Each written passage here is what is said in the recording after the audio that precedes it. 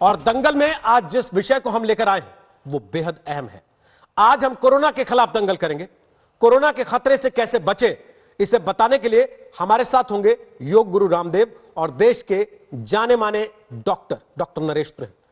अब तक कोरोना के भारत में 5 मरीज सामने आए हैं, जिनमें से 3 ठीक हो चुके हैं। जिन 2 मरीजों का इलाज हो रहा है उनमें से एक दिल्ली में है और दूसरा तेलंगाना में। कल जब दिल्ली वाले मरीज की पुष्टि हुई तो उसके बाद आज उसके संपर्क में आए आगरा के 6 संदिग्ध मरीजों को दिल्ली के सफदरजंग अस्पताल में भर्ती कराया गया। दिल्ली वाले मरीज के संपर्क में आने से नोएडा के एक स्कूल में भी हड़कंप मच गया। आज हम योग गुरु रामदेव और डॉक्टर नरेश त्रिहन से आप तमाम दर्शकों की जानकारी के लिए पूछेंगे कि ऐसी स्थिति में कैसे कोरोना जैसे वायरस से बचाव के उपाय हो सकते हैं। लेकिन हम बातचीत करें उसके पहले पूरी रिपोर्ट आपको देश दुनिया की दिखा देते हैं। कोरोना वायरस को लेकर इस समय क्या स्थिति है।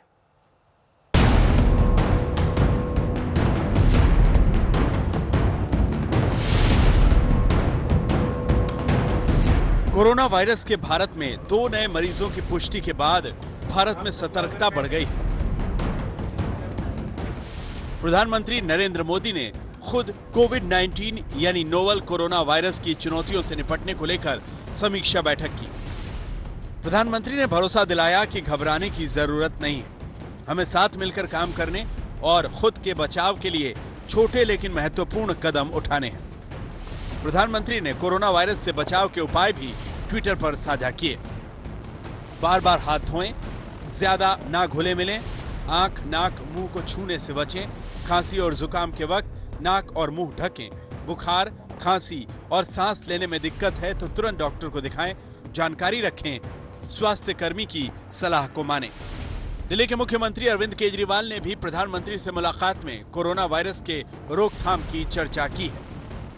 जिस तरह से कोरोना वायरस फैल रहा है और पहला केस अभी दिल्ली में निकला है, एक केस तेलंगाना में निकला है और उसमें केंद्र सरकार और दिल्ली सरकार मिलकर काम करेंगे ताकि ये बहुत ही खतरनाक बीमारी है, दुनिया भर में जहाँ भी जिस भी देश में गई है बहुत तेज़ी से फैली है, तो इसमें मिलकर हम लोगों को काम करना पड़ेगा ताकि ये इसको फैलने से रोका जाए। भारत में कोरोना वायरस के 2 नए मरीजों में एक दिल्ली का है और दूसरा तेलंगाना में है। इस बीच दिल्ली वाले मरीज के संपर्क में आने की वजह से आगरा में 6 संदिग्ध मामले सामने आए हैं। दिल्ली के हयात होटल में भी सतर्कता बरती जा रही है और नोएडा के एक स्कूल में भी हड़कंप मच गया क्योंकि स्कूल के बच्चे उस मरीज के घर बर्थडे पार्टी में गए थे। अब नोएडा के एक स्कूल में आज भगदड़ मच गई क्योंकि कोरोना वायरस से इन्फेक्टेड एक फादर, उनके बच्चे यहाँ पर पढ़ते हैं और उसकी देखा देखी 5 ऐसे परिवार हैं जो उनसे कांटेक्ट में आ चुके हैं। UP CMO chief medical officer ने हमें बताया है कि जो 5 परिवार उनसे कांटेक्ट में आए हैं उनका सैंपल स्वैब इस वक्त टेस्टिंग के लिए भेज दिया गया है और स्कूल प्रशासन से भी कहा गया है कि पूरे फैसिलिटी को सैनिटाइज और फ्यूमिगेट करें। कोरोना वायरस चीन में महामारी बन चुका है।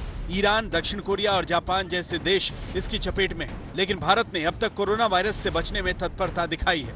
2 नए मरीजों के पहले केरल में कोरोना वायरस के 3 मरीज ठीक होकर घर जा चुके हैं। अभी तक हमारे पास टोटल पॉजिटिव केसेस जो भारत में अभी तक टेस्टिंग में पॉजिटिव आए हैं उनकी संख्या 5 हो गई है। आज हमारे पास 2 और पॉजिटिव केसेस, एक केस दिल्ली में और एक केस तेलंगाना में, और जिनकी ट्रैवल हिस्ट्री है एक की इटली से और एक की दुबई से। कोरोना वायरस से डरने की जरूरत नहीं, सतर्कता बरतने की जरूरत है। भारत में एयरपोर्ट्स और बंदरगाह पर स्क्रीनिंग की जा रही है और प्रभावित देशों के लिए नई ट्रैवल एडवाइजरी जारी की गई है। नोएडा से मिलन शर्मा के साथ आज तक ब्यूरो। सबसे बड़ी बात यह कि कोरोना वायरस से डरने की जरूरत नहीं बल्कि सतर्कता बरतने की जरूरत है। क्या क्या सावधानी आपको बरतनी चाहिए, हमारे साथ योग गुरु बाबा रामदेव इस समय लाइव आ चुके हैं। बाबा रामदेव, क्या आयुर्वेद में कोरोना जैसी व्याधि से निपटने के लिए, बचने के लिए कोई उपाय बताए गए हैं?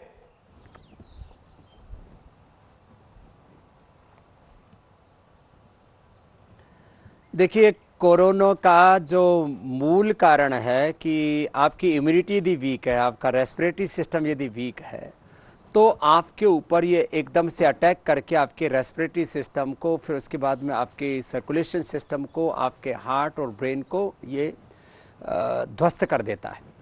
ऐसे में अभी तक अलग अलग प्रकार के बैक्टीरियल और वायरल इन्फेक्शंस के लिए हमने 2-3 चीज़ों को सबसे ज़्यादा प्रभावी पाया है।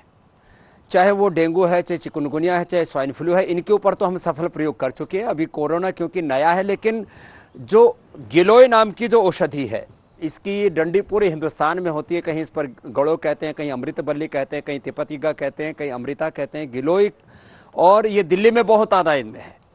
और इसके साथ तुलसी और थोड़ा काली मिर्च हल्दी का उबाल करके यदि काढ़ा पीते हैं तो जो कोरोना के जितने भी सिम्टम्स हैं, उसके जो लक्षण हैं, उनके ऊपर तुरंत असर करती है, ज्वर को तुरंत नियंत्रित करती है, इम्यूनिटी को ये पूरी तरह से बढ़ाती है, और किसी भी तरह के वायरस को किल करने में सबसे कारगर है गिलोय। इसलिए गिलोय, तुलसी, काली मिर्च हल्दी जैसी जो हमारी घरेलू होम रेमेडी हैं, वो इसके लिए ज़बरदस्त कारगर हैं। और एक बात और कहना चाहूँगा, सबसे पहले प्राणायाम करके, सिंपल से प्राणायाम है, भस्त्रिका डीप ब्रीदिंग,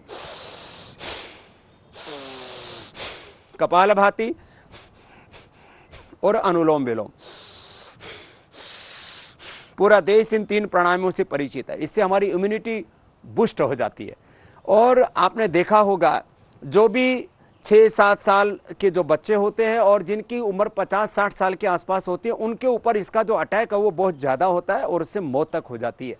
तो इम्यूनिटी को बूस्ट करने के लिए प्राणायाम करें और गिलोय, तुलसी, इसका काढ़ा पिएं, तो निश्चित रूप से इस बीमारी से हम लड़ सकते हैं और इससे जीत सकते हैं। बाकी ये फैल ना पाए, इसके लिए उपाय तो करने ही चाहिए, क्योंकि कभी भी हमें किसी वायरस को नज़रअंदाज नहीं करना चाहिए। और उसके लिए, जैसे कि अभी आपने अपनी रिपोर्ट में भी दिखाया, प्रधानमंत्री जी ने भी ट्वीट किया, ये सांस के माध्यम से, मुख से, नाक से और आंख तक से प्रवेश कर सकता है।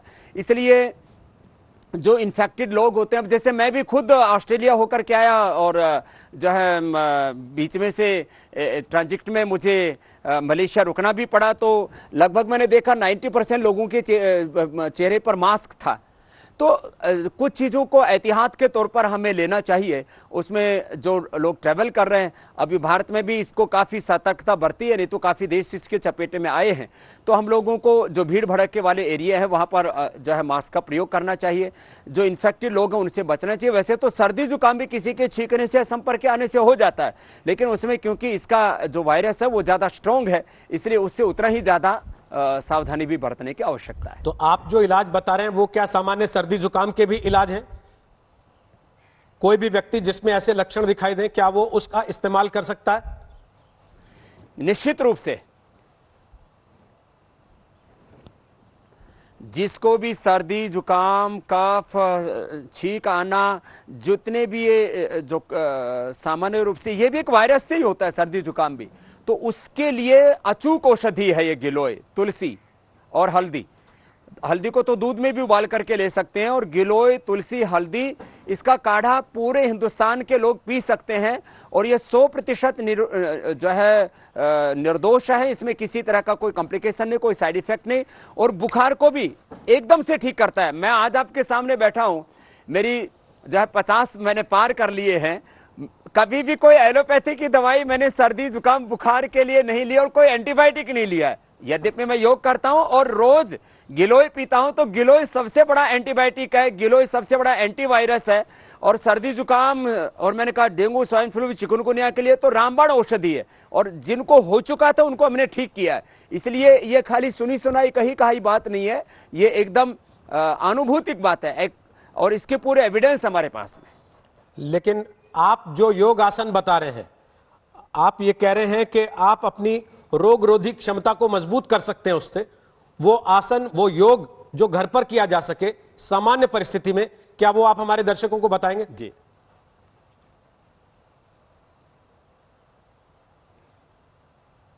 देखिए, प्रतिरक्षा तंत्र, इम्यूनिटी स्ट्रॉन्ग करने के लिए मैंने कहा रेस्पिरेटरी सिस्टम और उसके साथ में हमारा ऑटोइम्यून सिस्टम, उसके लिए सबसे अच्छा है 3 प्राणायाम, जो सब घर में, ऑफिस में, कहीं पर भी कर सकते हैं।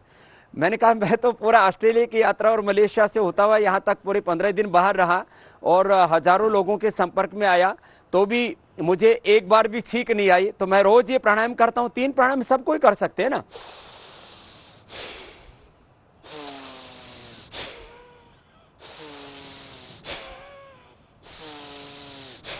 तो होने से पहले भी कर ले तो होगा ही नहीं, और यदि हो भी गया सर्दी जुकाम, और मैं तो कहता हूं कोरोना का भी अटैक हो गया तो भी कीजिए आप ये भस्त्रिका प्राणायाम, ऐसे सामान्य गति या ऐसे मध्यम गति से, और कपालभाति और अनुलोम विलोम ऑल्टरनेटिव ब्रीदिंग। ये 3 प्राणायाम जरूर करें। डॉक्टर नरेश त्रिहन जी भी जैसे आपने बताया हमारे साथ में है, वो भी इस बात को मानते हैं कि प्राणायाम से इम्यूनिटी तो बढ़ती है, हमारा रेस्पिरेटरी सिस्टम सबसे ज्यादा स्ट्रांग प्राणायाम से ही होता है। तो ये जरूर करने चाहिए, जो एक प्रिवेंशन के तौर पर भी और यदि एक ट्रीटमेंट के तौर पर भी हम इनको अपना करके इस बीमारी से लड़ सकते हैं, बच सकते हैं। लेकिन बाबा रामदेव, बीमारी का खतरा उतना ज्यादा शायद अभी नहीं है जितना अफवाह का खतरा है। लोग हमारे यहां बीमारी से उतने परेशान नहीं होंगे जितने अफवाह से शायद परेशान हो जाते हैं। एकदम से हल्ला मच जाता है और सबको लगने लगता है कि बस अब तो हमें ही पकड़ लेगी बीमारी आकर। उन लोगों से क्या कहना चाहेंगे?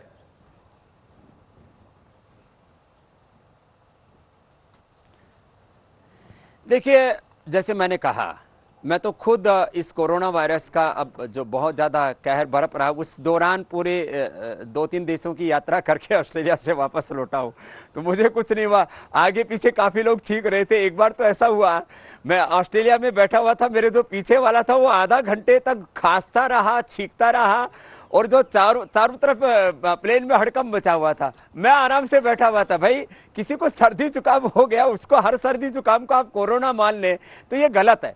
तो अफवाहों से भी बचें, और ऐसे हर एक सर्दी जुकाम कोरोना नहीं है, यद्यपि ठीक है वो भी जो है संक्रमण से होने वाली बीमारी है। किसी को भी जुकाम है तो दूसरे को हो सकता है, एक परिवार में एक को होने पर दूसरों को भी हो जाता है। तो हर सर्दी जुकाम को कोरोना ना माने, और अपने आप को इस बात के लिए तैयार रखें कि हमारी इम्यूनिटी स्ट्रांग हो। और ये सच है कि जो कम से कम जिन देशों में कोरोना का बहुत प्रकोप है, उनसे जो लौट करके आए उन लोगों से बचाव में तो सावधानी बरते ही कि इतना प्रिकॉशन लेना तो बहुत जरूरी है। और ऑस्ट्रेलिया में इसके लिए पूरा ट्रेनिंग दिया गया। इसके लिए जो है पूरा का पूरा जो बहुत स्ट्रॉन्ग कंट्री है हमारे सिंगापुर, वहां पर पूरा 6-7 दिन तक पूरे देश को ट्रेंड किया गया कि आप किस तरह से हाथ आदि धोएं, किस तरह से लोगों से थोड़ा संपर्क में सावधानी बरतें। तो छोटी छोटी बातें, इतनी सावधानियां बरतने के बाद में किसी भी प्रकार का कोई आतंक फैलाने की जरूरत नहीं है कोरोना के बारे में। लेकिन हमारे यहाँ तो सबसे बड़ी बात यह ना कि सर्दी खांसी जुकाम को आमतौर पर लोग कोई बीमारी मानते नहीं है, और उसमें घर पर इलाज करना पसंद करते हैं, मोबाइल पर इंटरनेट पर देखकर दवाई खाना पसंद करते हैं बजाय डॉक्टर के पास जाने के। और आज की तारीख में इन्हीं बीमारियों से अगर कोरोना का वायरस फैल रहा है और लोगों से कहा जा रहा है कि आप ऐसे में तुरंत डॉक्टर के पास जाएं, तो वो क्या करें? पहले डॉक्टर को फोन करें, या जब बाबा रामदेव ने बताया कि गिलोय का इस्तेमाल करना शुरू कर दो वो कर ले?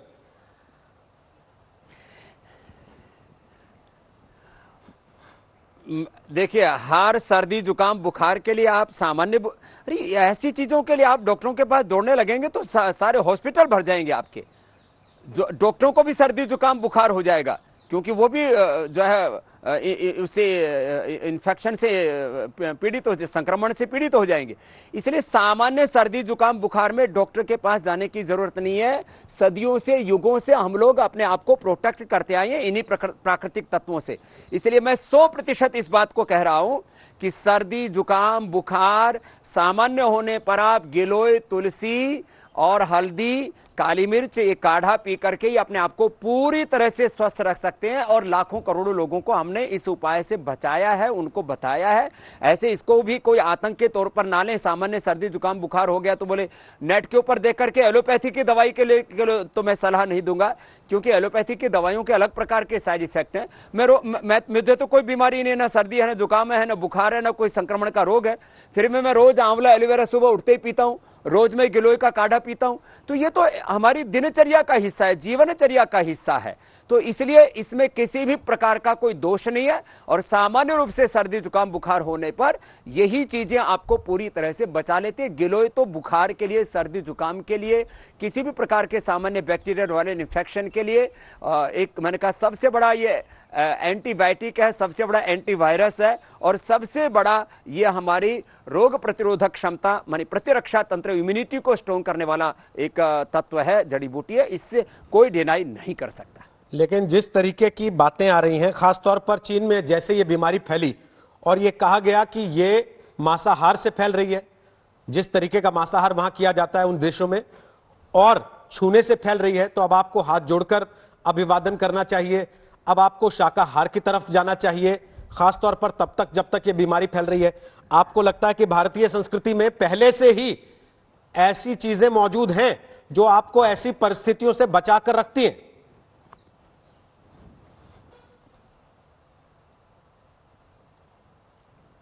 हाँ, ये बात सच है कि जो लोग हर मिलते ही सबसे पहले हाथ ही मिलाते हैं, और फिर विदेशों में तो जो है किस भी देते हैं।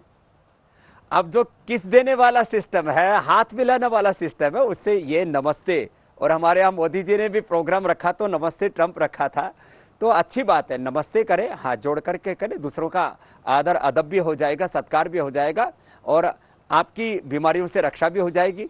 जहाँ तक मांसाहार का प्रश्न है, देखिए यूं कहीं पर कोई सड़ाई ही देता है अन्न को तो अलग बात है, बाकी कोई भी जो है बैक्टीरियल वायरल इन्फेक्शन सामान्य रूप से जो स्वच्छ सब्जियां हैं और अनाज हैं उनके खाने से नहीं होता है। और एक बात और भी है कि मृत्यु के बाद भी जो जलाने की प्रक्रिया है उसमें सारे वायरस खत्म हो जाते हैं। जो गाड़ने वाली प्रक्रिया, उसके बाद वहां जलाने वाली प्रक्रिया भी जो हमारे यहाँ अंत्येष्टि की जाती है उसको भी किया गया। तो भारतीय संस्कृति में जो तत्व हैं, जीवन के तत्व हैं, अंत्येष्टि का तत्व है, चाहे वह शाकाहार का तत्व है, तो ये अपने आप में बहुत वैज्ञानिक प्रक्रिया है। और सारी दुनिया अब तो शाकाहार से भी ऊपर एक एक्सट्रीम पर जो है वेगन होती जा रही है।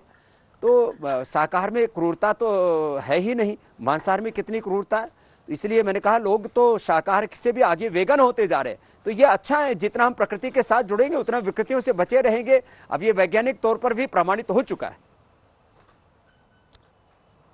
लेकिन स्वामी रामदेव, शाकाहार में भी जो सब्जियों को उगाने के लिए या उत्पादन बढ़ाने के लिए जिस तरीके की दवाएं, जिस तरह के केमिकल का इस्तेमाल हो रहा है, उसके बाद भी क्या व्यक्ति को गारंटी है कि वो स्वस्थ सुरक्षित जीवन जिएगा शाकाहारी होकर? पहली चीज। और दूसरा, इस सारी परिस्थिति में साथ साथ स्वस्थ भी रहे व्यक्ति, उसके लिए क्या उपाय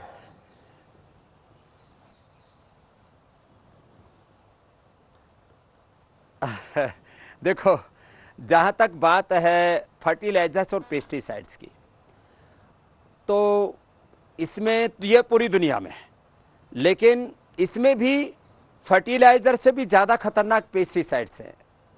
उनसे तो हमें बचना ही पड़ेगा। अभी लोग क्या करते हैं, खास करके जो भिंडी है, फूल गोभी है, पत्ता गोभी है, उनके ऊपर अभी पेस्टिसाइड छिड़का और दूसरे दिन ही तोड़ करके बाजार में लेकर के चले जाते हैं, पूरे खेत में छिड़क देते हैं। अब उसमें कच्ची भिंडी तोड़ ली, उनके ऊपर कल ही छिड़का था, उसको खाया, और उसके द्वारा नुकसान तो होते हैं, लेकिन वो जानलेवा नहीं है, नुकसान तो उनके है ही।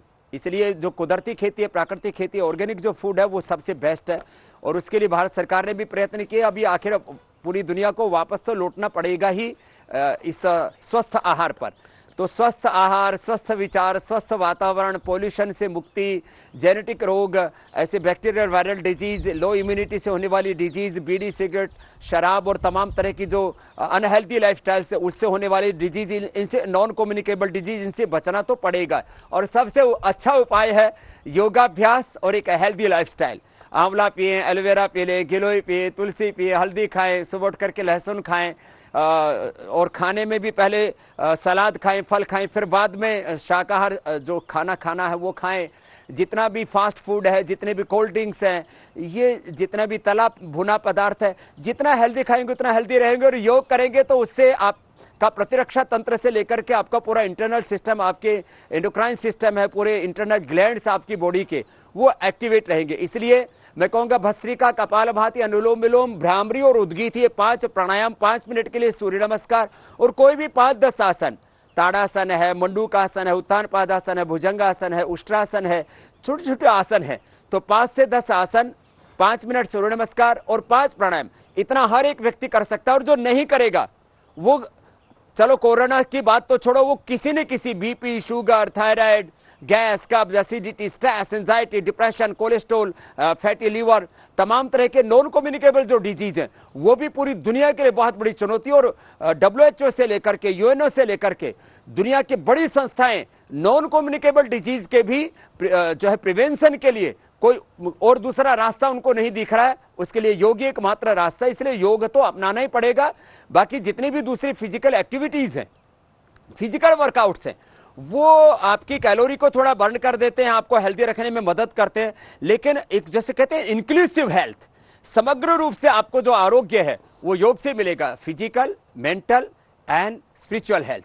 तो बॉडी, माइंड एंड सोल के लिए योग से बेहतर तो कोई दूसरा तत्व है नहीं। उस तरफ तो आना ही पड़ेगा, चाहे राजी आ जाए, चाहे मजबूरी में आए रोहित भाई। लेकिन आपने इतने सारे आसनों के नाम लिए, बताए केवल 2 या 3 प्रकार के प्राणायाम ही। कम से कम 2-3 आसन जो सामान्य परिस्थिति में घर पर व्यक्ति कर सकता है, जो उसकी रोग प्रतिरोधक क्षमता को बेहतर करते हैं, अगर आप कर दें यहां पर तो।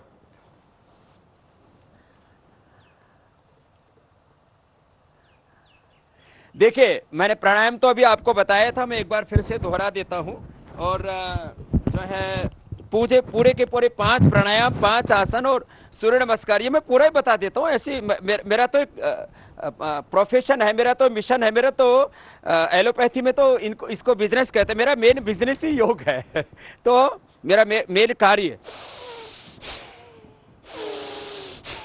और जो जवान है, यंगस्टर्स हैं, रोहित भाई आपकी तरह जो पूरे हेल्दी, न बीपी, न शुगर, न स्ट्रेस, न डिप्रेशन, कुछ नहीं है। बल्कि आपको सुनकर के काफ़ी लोगों को डिप्रेशन हो जाता है, खास करके जो भ्रष्टाचारी है और जो पूरा का पूरे कई तरह के देशद्रोही गैंग हैं। तो आप ऐसे मजबूती से कर सकते हो, जो जवान है ऐसे।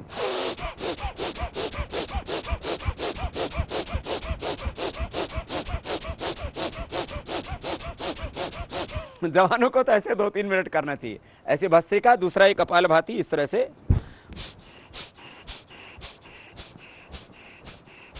पूरा liver, spleen, intestine, pancreas, uterus, ovary, prostate, kidney, gall bladder, lung, heart, thyroid, parathyroid, पूरे इंटरनल ग्लैंड्स इससे एक्टिवेट हो जाते हैं। तो ये कपालभाति और ये अनुलोम विलोम, लेफ्ट नोस्ट्रिल से राइट ब्रेन, राइट नोस्ट्रिल से लेफ्ट ब्रेन, पूरा sympathetic, parasympathetic system, autoimmune system हमारा, इससे पूरा का पूरा हमारा प्रतिरक्षा तंत्र मजबूत हो जाता है। ये अनुलोम विलोम।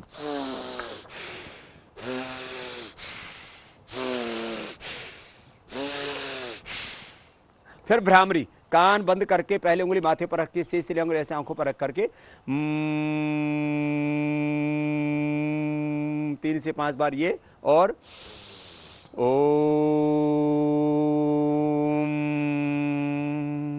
किसी को बहका रखा हो ओम नहीं बोलना तो ना भी बोले, वैसे कोई देवी देवता या कोई नहीं है, कोई ना कोई रिलीजियस ये शब्द है, ये तो एक डिवाइन साउंड है। 5 चीजें ये होगी। बाकी आसनों की बात है, देखो पेट के लिए सबसे अच्छा होता है पैर मोड़ के ऐसे बैठ गए, इसको वज्रासन कहते हैं। अंगूठे अंदर अंगुलियों पर मुट्ठियां ऐसे लगा दी, सांस बाहर छोड़ के आगे झुक गए। इससे बढ़िया पेट के लिए कुछ नहीं हो सकता। तो ये पेट को भी स्वस्थ रखेगा। डायबिटीज के रोगी भी यदि 2 से 3 मिनट इसको कर लेते हैं, मंडूकासन, योग मुद्रासन, उत्तान पादासन, मात्र 3 आसन कर रहे हैं, कपालभाति, अनुलोम विलोम, 2 प्राणायाम कर लें, तो डायबिटीज के पेशेंट नॉन डायबिटिक हो जाते हैं। और पेट की तो सारी बीमारी, गैस, कब्ज, एसिडिटी, सब खत्म। ये इतना अच्छा है। ये मंडूकासन, ऐसे मंडूकासन कर ले तो बहुत ईजी है। शशकासन कर ले, ऐसे हाथ ऊपर उठाया और सांस बाहर छोड़ के आगे झुक गए, इस तरह से माथा जमीन पर टिका दिया जी। आगे झुकने वाले आसन करने से पेट भी अच्छा होता है, पीठ भी अच्छी होती है। पीछे झुकने वाला आसन कर लिया ऐसे, पीछे ऐसे झुक गए तो ऐसे पीछे झुक गए, तो उष्ट्रासन हो गया। तो ये तो बहुत इजी, कोई भी कर सकते हैं। भुजंग आसन है, ऐसे ही लेट करके और ऐसे सामने से पैर पीछे रख पास में, और हाथ दोनों छाती के साइड में, कोहनियां ऐसे पार्श्व भागों से सटी हुई, और ऐसे भुजंगासन कर लिया। इसको अधिक बार भी कर सकते हैं, पेट पीठ के लिए बहुत अच्छा। फिर ये भुजंगासन का दूसरा अभ्यास ऐसे कर लिया।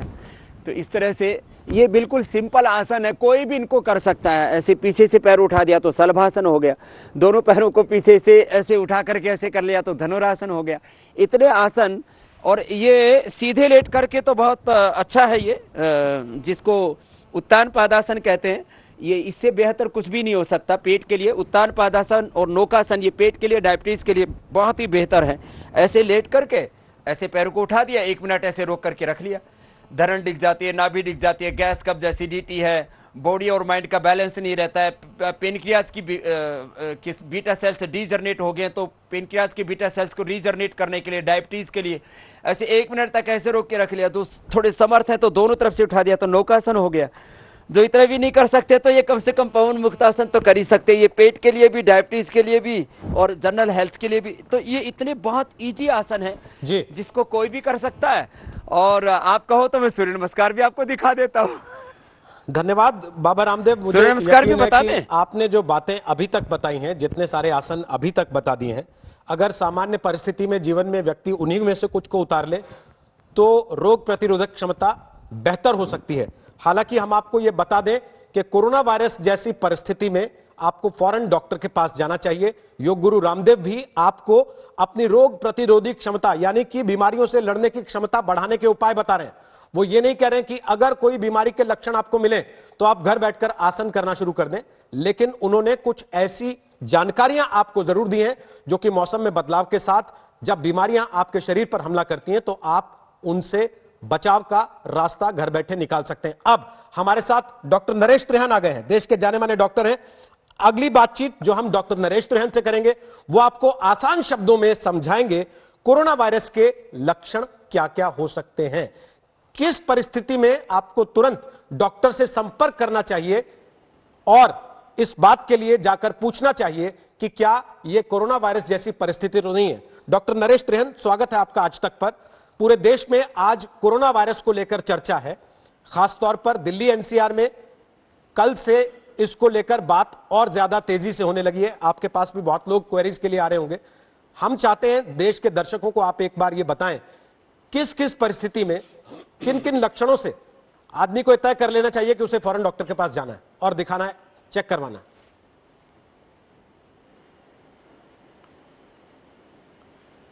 ये कोरोना वायरस जो अब नई 19 जिसको कोविड-19 कहते हैं, इसका जो इफेक्ट लोगों के ऊपर पड़ रहा है वो काफ़ी सीवियर पड़ रहा है बनस्पत जो पहले वाले वायरसेस थे वो थोड़ा इतनी जल्दी स्प्रेड नहीं होते थे। इसकी स्प्रेड जो है वो बहुत जल्दी हो रही है। तो अगर जो आपको खांसी, जुकाम और बुखार हो रहा है तो आप इमीडिएटली जाएं, हॉस्पिटल में चेकअप कराएं और अपना ब्लड टेस्ट और स्वैब टेस्ट कराएं कि कोरोना वायरस तो नहीं है। क्योंकि अगर जो ये अर्ली डिटेक्ट हो जाता है तो आज के दिन भी हम सपोर्टिव थेरेपी, क्योंकि इसका क्योर कोई नहीं है बट सपोर्टिव थेरेपी है, सपोर्टिंग थेरेपी के माध्यम से फ्लूइड दिया जाता है, फीवर को कंट्रोल में लाया जाता था और कोई सेकेंडरी इन्फेक्शन हो तो उसका कंट्रोल करा जा सकता है। तो हॉस्पिटल में अगर जो आप ठीक टाइम पहुंचेंगे तो बहुत अच्छा चांस है, कोई 96-97% चांस है कि जिसको हुआ है वो ठीक हो जाएगा। इसीलिए जो लोग खास करके कहीं बाहर से एक्सपोजर लेके आए हैं, आज के दिन में 60 कंट्रीज में ये वायरस फैल गया है और रोज नए केस यहाँ पे बताए जा रहे हैं, डिटेक्ट हो रहे हैं और डेथ्स भी रिपोर्ट करी जा रही है अराउंड द वर्ल्ड। तो जैसे पहले हर साल कोई न कोई फ्लू आता था, पिछले सालों में सार्स भी आया, मर्स भी आया, उसके अंदर जो डेथ रेट होता था वो 2% के करीब था। इसमें अभी 3.84% ऑलरेडी देखा जा रहा है कि ये डेडली वायरस है। इसीलिए लोगों को एडवाइस ये है कि इसको सीरियसली लें। एक तो अगर जो कोई आपकी विसिनिटी में कोई ऐसा शख्स है जो खांसी कर रहा है, जुकाम है और फीवर लगता है, उससे अपना डिस्टेंस रखें। 2 मीटर मिनिमम होना चाहिए, क्योंकि ये जो इन्फेक्शन फैलती है वो ड्रॉपलेट से फैलती है। जब आप कोई खांसता है या चीखता है तो वो ड्रॉपलेट से निकलते हैं, उसके अंदर वायरस होता है, और अगर जो वो कोई और शख्स उसको ब्रीथ कर ले तो उसमें वो इन्फेक्शन वायरस अंदर जा सकता है और उसको भी इन्फेक्ट कर सकता है। इसमें एक खतरनाक बात और है कोरोना वायरस में कि इसकी जो रैपिडिटी विद विच वो स्प्रेड हो रहा है वो और प्रीवियस एपिडेमिक से बहुत डबल है उसकी स्पीड। तो इसीलिए एक तो हम कह रहे हैं कि अपने, क्योंकि अगर जो कोई किसी को खांसी हो रही है अपना डिस्टेंस रखें और एक मास्क अपने पास रखें कि कहीं अगर जो आप क्लोज स्पेस में है जिसमें कोई खांस रहा है यहाँ, तो आप अब कोई शर्म नहीं है, मास्क पहन लेना चाहिए। दूसरा, अपने हाथों को सोप वाटर या सैनिटाइजर जिसमें 75% अल्कोहल हो उससे फ्रीक्वेंटली साफ करना चाहिए, क्योंकि जो ये ड्रॉपलेट्स जो सरफेस पे गिरते हैं तो ये बैक्टीरिया है, जो वायरस है, ये 9 दिन तक सरफेस के ऊपर डिटेक्ट किया गया कि सरवाइव कर सकता है। तो इसीलिए अपने घर की जो सरफेसेस हैं या अपने दफ्तर की स्पेस जिसमें आप काम करते हैं उसको फ्रीक्वेंटली आप डिसइंफेक्टेंट से वाइप करें, हाथ धोएं, और आज के दिन हाथ मिलाना बिल्कुल बंद कर दें। नमस्ते जो हमारी ट्रेडिशनल हिंदू जो ट्रेडिशन है वो बेटर है, नमस्ते में सेफ है। तो अगर जो ये चीज़ें आप करेंगे तो एक अपनी सेफ्टी के लिए तो आपने कर लिया। अब है कि औरों की सेफ्टी के लिए भी आपको ध्यान रखना है कि अगर जो कोई पर्सन है जिसको ऐसा लगता है कि ये फ्लू हो रहा है तो औरों को भी वार्न करना है कि उनके पास ना जाएं या और अपना डिस्टेंस रखें।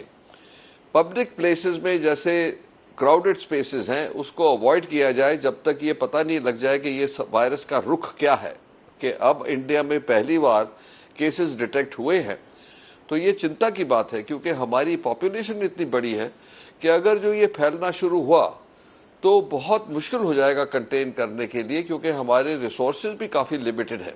तो इसीलिए जितना कॉशियस हम रहेंगे, जितना जो ही हम फॉलो करेंगे, जो हम बता रहे हैं कि ये प्रिवेंटिव मेजर्स है, क्योंकि क्योर नहीं है, सिर्फ प्रिवेंटिव मेजर से ही आपको होप है कि आपको कोई तकलीफ नहीं होगी।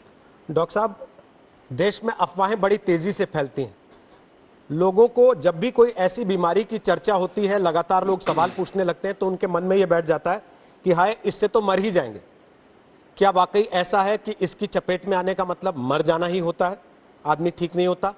दूसरा, क्या आपको लगता है कि भारत इस परिस्थिति से निपटने के लिए तैयार है, इस बीमारी से निपटने के लिए तैयार है, और इसका टेस्ट कैसे होता है?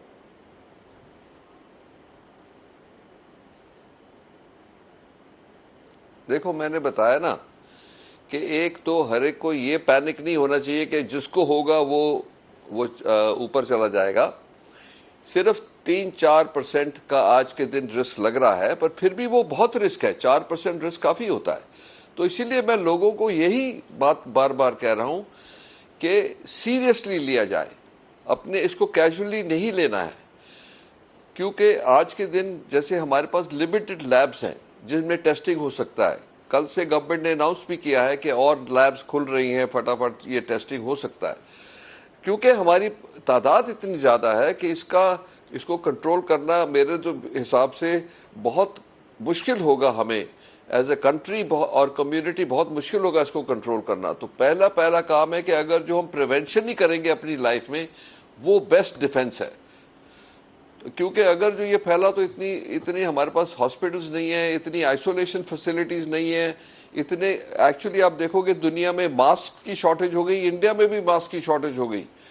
प्रोटेक्टिव गियर जो पहनते हैं प्रोटेक्ट करने के लिए, उसकी भी कमी है। सो ये बहुत सारे इसके पहलू हैं जिससे हमें बचना है। अपना ख्याल रखें, अपनी कम्युनिटी, अपनी फैमिली का ख्याल रखें। जहाँ जहाँ कोई हो उसको आइसोलेट कर दें।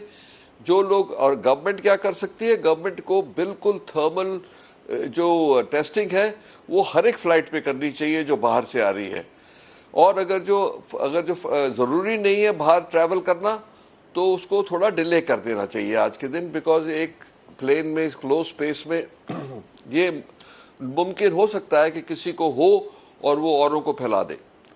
तो इसीलिए मेन चीज जो मैंने आपने पूछी कि हम तैयार हैं कि नहीं, तैयारी तो कभी इतनी हो नहीं सकती, पर यह है कि हम अगर जो तैयार है अपने आप को प्रोटेक्ट करने के लिए, तो होपफुली कंट्री के ऊपर इतना बर्डन नहीं आएगा जैसा चाइना में आया या और कंट्रीज जैसे ईरान और इटली में आ रहा है।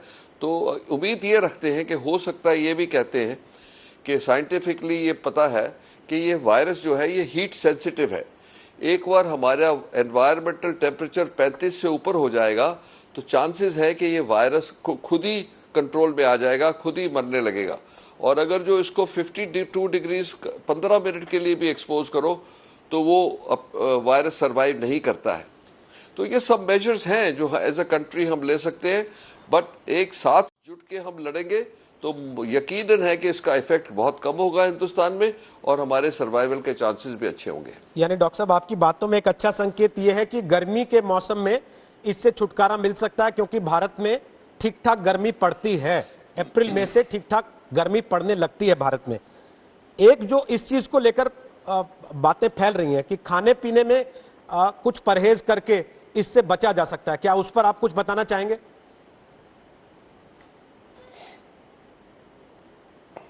ये कोई नॉन रिलायबल चीज नहीं है कि आप इसको खाएंगे तो प्रोटेक्शन हो जाएगी या आपको हो गया तो ये खाने से इंप्रूव हो जाएगी।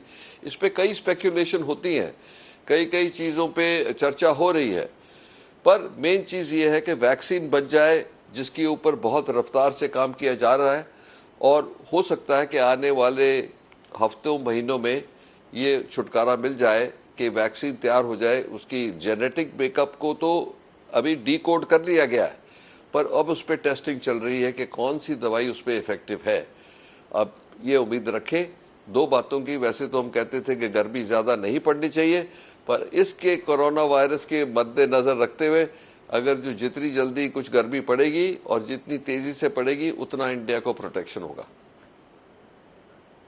तो जो ये कहा जा रहा है कि शाकाहारी लोगों को फिर भी राहत है, मांसाहारी लोगों में इसके आसार ज़्यादा हो सकते हैं, वो जल्दी बीमारी की पकड़ में आने के प्रोन है, आपको नहीं लगता इसमें कोई सच्चाई है?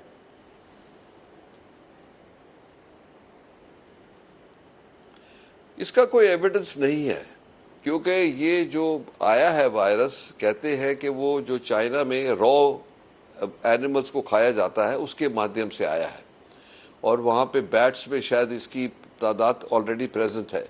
तो ये जो जंप किया है from animal to human being, ये बड़ी डेंजरस बात है। बट इसका कोई एविडेंस अभी नहीं है कि हमारे जैसे लोग खाते हैं, फिश खाते हैं, चिकन खाते हैं, कि उसके अंदर कुछ अभी इन्फेक्शन है। पर मैं तो ये बोल रहा हूं कि अपनी तरफ से कि जितना आप कॉशियस रहेंगे उतना ही हम अपने आप को सेफ रखेंगे और अपनी कंट्री को सेफ रखेंगे। इसीलिए अगर जो मीट अवॉइड कर सकते हैं तो करो, कोई ज़रूरी नहीं है कि जो चीज़ों पे शक हो उसका इस्तेमाल किया जाए। लेकिन डॉक्टर साहब, हम उस देश के निवासी हैं जहां आमतौर पर आदमी छोटी मोटी जैसे जुकाम, खांसी, सर्दी, बुखार किसी चीज़ से पीड़ित होता है तो वो बजाय डॉक्टर को फ़ोन करने के गूगल खोलता है और इंटरनेट से इलाज ढूंढ लेता है और कोशिश करता है कि जब तक हालात मेरे काबू से बाहर ना हो जाएं तब तक डॉक्टर के पास ना जाना पड़े। ऐसे लोगों को क्या कहना चाहेंगे आप आज?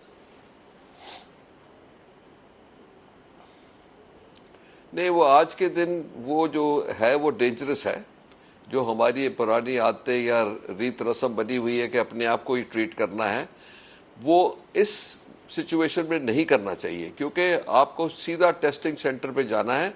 गवर्नमेंट ने एक हॉटलाइन का नंबर दिया हुआ है, आप उस पे अगर जो मशवरा करें तो आपको गाइडेंस मिल जाएगी कि नियरेस्ट टेस्टिंग स्टेशन कौन सा है और कहाँ आपको जाना चाहिए। मेरा ख्याल है कि जितना भी हम कॉशियस हो उतना ही कम है, और ये कहना कि बिल्कुल फिक्र की बात नहीं है, ये गलत है। मेरा ख्याल फिक्र तो करना चाहिए, पैनिक करना तो नहीं करना चाहिए अभी, पर फिक्र जरूर करें। और अब अगर जो किसी बदकिस्मती से कोई होता है किसी को, तो पूरी ट्रीटमेंट कराएं। डॉक्टर साहब, आखिरी चीज, टेस्टिंग के लिए आदमी कहाँ जाए? नजदीक के हॉस्पिटल में सब जगह क्या ये टेस्ट उपलब्ध है, या जो पैथ लैब्स अवेलेबल हैं उनमें से किसी को भी कॉल करके सैंपल देकर ये टेस्ट कराया जा सकता है, या कोई खास टेस्टिंग के लिए सेंटर्स बनाए गए हैं इसके? नहीं,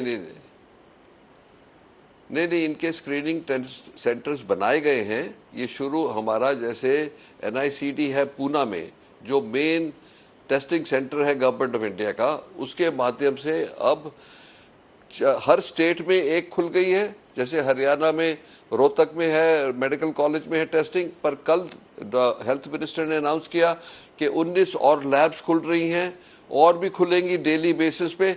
जो गवर्नमेंट की फैसिलिटीज है वहीं से टेस्ट कराया जाए। प्राइवेट लेबोरेटरीज के पास इसका वो है नहीं, ऑथराइजेशन भी नहीं है और उसकी किट्स भी नहीं है, तो गवर्नमेंट के सेंटर पे कराना पड़ेगा। आप हेल्पलाइन को करें, जो हेल्पलाइन गवर्नमेंट ने बनाई है उसको टेलीफोन करें, वहां से आपको सारी गाइडेंस मिल जाएगी। आखिरी चीज डॉक्टर साहब, तो इसका प्रचार तो गवर्नमेंट ने किया है जी। हर आखिरी एक चीज पूछ रहा हूं, खर्च कितना होगा इस टेस्ट का, क्या कोई जानकारी आप दे सकेंगे? हाँ जी, खर्च टेस्ट का? जी। हेलो, नहीं, आप पूछ रहे हैं कि खर्च क्या होगा टेस्ट का? जी जी, क्या कॉस्ट करेगा टेस्ट?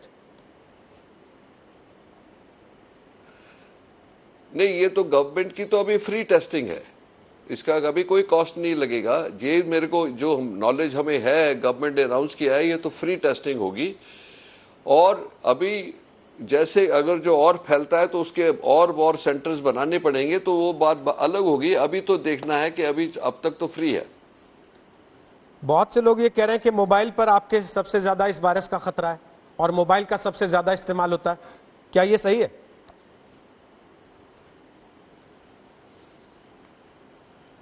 नहीं, मोबाइल के थ्रू तो नहीं आएगा, पर अगर जो मोबाइल अगर जो ये कंटेमिनेटेड है, किसी सरफेस पे आपने रखा जो कंटेमिनेटेड है, या किसी ने जिसको वायरस है उसने उसके ऊपर खांस दिया या स्नीजिंग किया, तो अगर जो उस पे वो सरफेस पे है तो उसकी जो है मिनिमम हमें पता है कि 36 to 48 आवर्स उस पर सर्वाइव करेगा।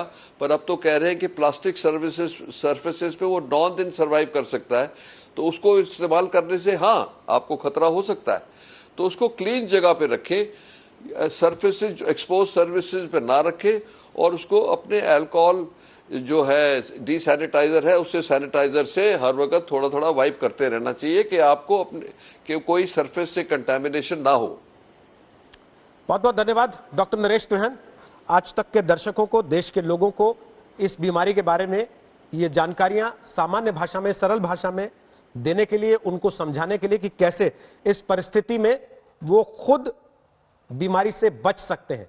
सरकार कोशिश कर रही है, लगातार उससे लड़ने की तैयारियां हो रही हैं, और यह भी उन्होंने कहा कि इस बीमारी का मतलब यह नहीं है कि मौत ही हो जाएगी, लेकिन सावधानी बचाव है और सावधानी ही रखना बेहतर है। सावधानियां क्या रखनी है ये आपको डॉक्टर त्रिहन ने अभी बता दिया।